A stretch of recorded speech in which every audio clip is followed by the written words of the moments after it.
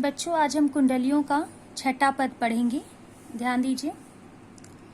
पानी बाढ़े नाव में, घर में बाढ़े दाम।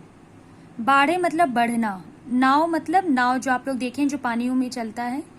बाढ़े मतलब बढ़ना, दाम मतलब रुपया। यहाँ दाम का अर्थ रुपये से लिया गया है।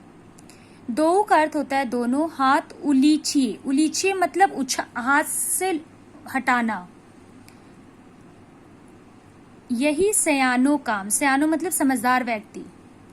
यही सयानो काम राम को सुमिरन कीजिए मतलब ईश्वर को याद कीजिए।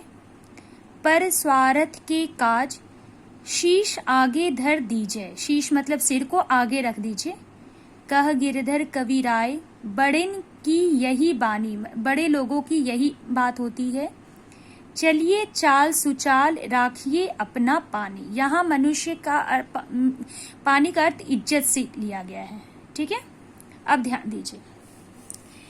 कवि यहाँ परोपकार के महत्व को समझाते हुए कहते हैं कि अब परोपकार के महत्व को समझाते हुए क्या कहते हैं कि जिस तरह देखिएगा कि जब बहुत तेज बारिश होती है और नाव जब पानी में चलता है और नाव के अंदर पानी आ जाता है, तो जो नाव चलाता है, ठीक है, वो क्या करता है, अपने दोनों हाथों से या बाल्टी से नाव के अंदर के पानी को निकाल के बाहर फेंकता है, जिससे नाव डूबने से बच जाता है।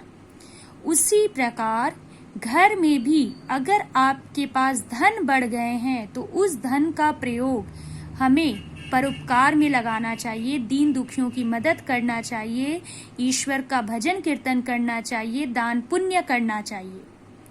ठीक है। पानी बाढ़े नाव में, घर में बाढ़े दाम, दोनों हाथ उलीचिए। यहाँ दोनों के लिए कहा गया है। नाव में पानी निकालने के लिए भी हम दोनों हाथ का प्रयोग करना चाहिए, और घर में अगर आपके पास सभी सुख साधन संपन्न है, पैसे हैं, तो हमें उसे भी अपने दोनों हाथों से अच्छे हृदय से दान पुण्य पूजा पाठ सत्कर्म में लगाना चाहिए।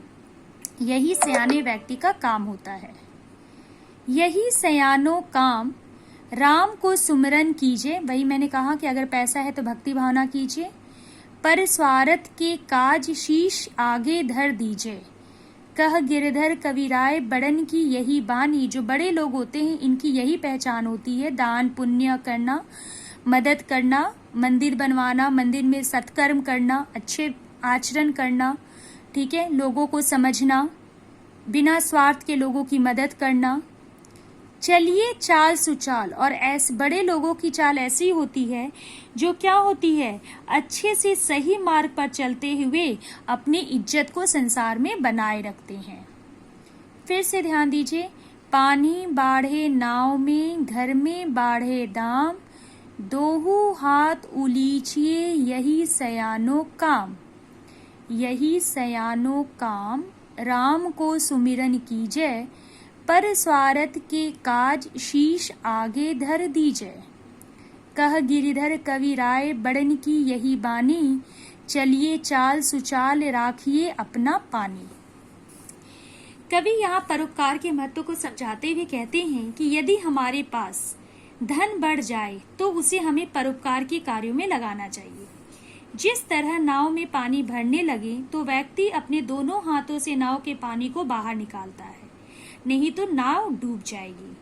उसी प्रकार घर में धन बढ़ने लगे तो होशियार और सज्जन व्यक्ति को उस पैसे को अच्छे कर्मों में, दान पुण्य में, लोगों की मदद करने में, पूजा पाठ करने में लगाना चाहिए। हमें भगवान का भजन करना चाहिए। परोपकार के लिए अपना जीवन तक देना पड़े तो भी उससे पीछे नहीं हटना चाहिए। कवि कहते हैं कि यहाँ पे ध्यान दीजिए, शीश आगे धर दीजिए। अगर परोपकार के लिए हमें अपनी जान भी देनी पड़े तो हमें दे देना चाहिए, हमें पीछे नहीं हटना चाहिए। कह गिरधर कवि राय बड़न की यही बानी।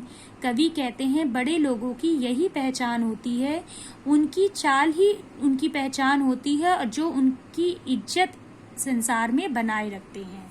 ठीक है, बड़ों ने हमें यही सीख दी है कि हमें हमेशा सही मार्ग पर चलते हुए अपना इज्जत संसार में बनाए रखना है। ठीक है बच्चों, अंतिम पद हम अगले वीडियो में देखेंगे।